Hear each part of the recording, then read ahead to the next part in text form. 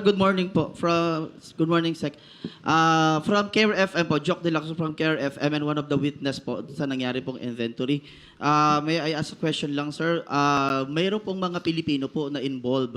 So, ang question po, possible po ba na kung may mga Pilipino pong involved, meron din po bang possible na mataas na tao kung bakit nakakapasok po sila dito sa Pilipinas? Hindi namin masasagot yan until we get them.